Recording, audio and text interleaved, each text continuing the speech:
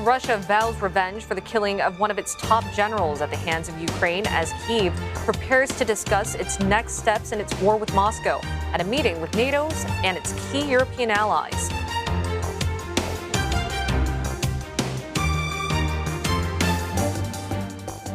And for more on this top story, we're joined by Alexey Muraviev, Associate Professor of National Security and Strategic Studies at Curtin University, joining us live from Perth.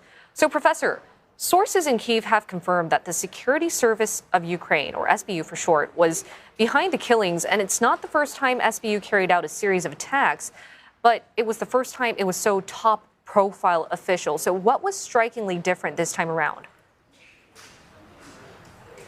Well, I think the fact that it was carried out in Moscow and it was done in such a blatant way, not just in terms of the actual execution of the attack, but also the fact that the Ukrainian side did not really try to conceal its involvement in the attack. So it's almost like they went on trying to almost brag about it and demonstrate that it was them behind it, even though they haven't formally confirmed. So whatever confirmation we've been hearing through the third sources, but clearly it's not something that was formally denied by the Ukrainian authorities. So I think it's certainly one of the few occasions when a special service, a security service, is nearly openly stating that it was behind an assassination attempt or an act of sabotage or an act of terrorism, depending on which side you're going to look at from. Mm-hmm. And what do you think the SBU aimed to achieve through this attack? And in your opinion, do you think it was successful? Well, in terms of if they wanted to neutralize this particular general, yes, they were successful. In terms of other end goals that the Ukrainians perhaps had in mind behind the attack, if they were thinking of somehow compromising the effectiveness of Russia's operations in Ukraine, while General Igor Kirillov was being in charge of Russia's chemical, biological, and nuclear warfare defense troops, had very limited involvement in the actual planning and execution of operations. So whilst his units, or units under now his former command, are taking active part in it, including by means of using, say, flamethrowers or thermobaric special munitions, he was not really operationally engaged in managing them. So in this sense, it will have limited impact on the conduct of the war. In terms of the symbolism of the attack, the fact that it happened less than 24 hours after Russia's President Vladimir Putin met with top military brass, including General Kirillov in his annual address to Russia's Ministry of Defense, that was very symbolic. Obviously, it was a failure of Russia's counterintelligence to prevent such an attack. Also because apparently General Kirillov was given a warning that he was on the watch list, that he has been hunted by the Ukrainians, but clearly no additional security precautions were in place to throw such an attempt. And certainly questions will be asked about how the Kremlin will respond to it, because security of other top security personnel, top generals, will now be in question, and certainly those senior military commanders would want probably some reassurances from the Kremlin that such acts will not go unpunished, and that they can be given effective protection, not just at the front line, but also working in the national capital or anywhere else. Mm-hmm. And Professor, before we delve into the impacts that it would cause to the war and the morale to Russia, why don't we look at a report by The Guardian? It said that the mission would not have been possible without the involvement of local Russian collaborators. And in your opinion, how much weight is there to this statement? Look, I think it's certainly something that needs to be taken into consideration. Whilst the Ukrainians demonstrated their ability to infiltrate Russia and send their agents into Russia, they were also very effective in recruiting Russian nationals as spies, as someone who would engage in acts of sabotage for money or on the ideological grounds. So it is quite possible that this time the Ukrainian special services also relied on some local support, someone who would be responsible for undertaking surveillance and reconnaissance of the area, someone who would be following the target, someone who may have been responsible for assembling an improvised explosive device delivery to the site.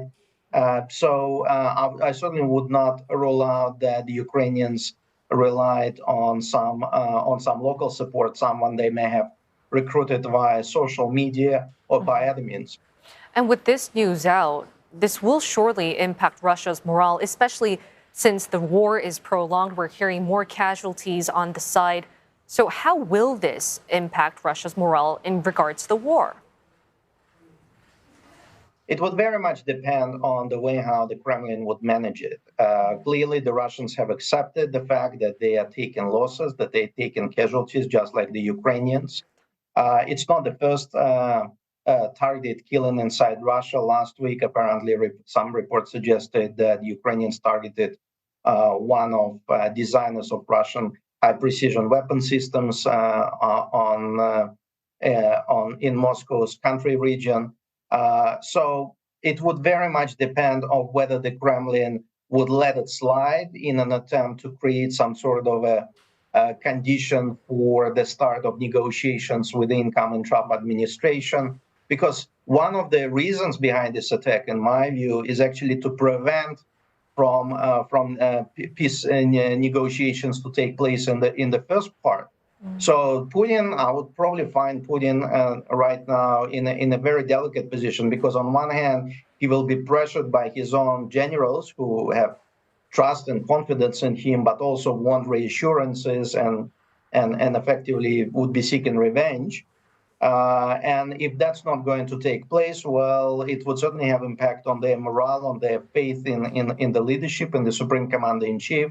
But if Russia will choose to escalate further and continue to climb the escalation ladder, it once again may create more difficulties for the launch of the peace talks, and would certainly leave Trump with much fewer options in terms of whether he wants to support Ukraine or suspend substantial military aid to Ukraine. And in fact, it may actually push Trump to stay on course, just like the outgoing Biden administration. So I think the next week or two will demonstrate how Russia, how the Kremlin would respond to it, or perhaps we'll actually get some reaction tomorrow, because tomorrow Putin is holding his annual conversation, so-called conversation with the people, combined with annual press conference. So he may be asked a question, or he may choose to make a commentary about this particular incident. Right. And Professor Muraviev, it seems that it's still up in the air, but among the two scenarios that you just mentioned, which one seems to be more probable?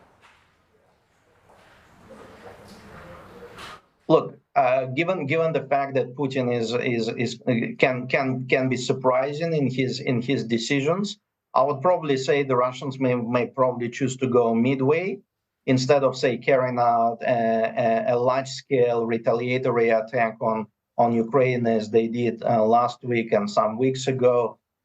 They may choose to resort to a targeted assassination of a high-profile Ukrainian, whether it would be someone from the political cycles or someone from the Ukrainian intelligence and security services. They attempted in the past, they haven't been particularly successful. But one way or another, I think there would be, one would expect a form of response, but I would probably imagine the response would still be a bit measured, not to the liking of the conservative Russians and the right-wing Russians and the gung-ho Russians, but to sufficient enough to simply say, well, we got back at them, but at the same time, not as devastating and damaging that would actually shut the window for any potential dialogue which may open up in the new year once Trump will be sworn into the office. Many variables to consider. Thank you. That was Professor Alexey Muraviev from the National Security and Strategic Studies at Curtin University.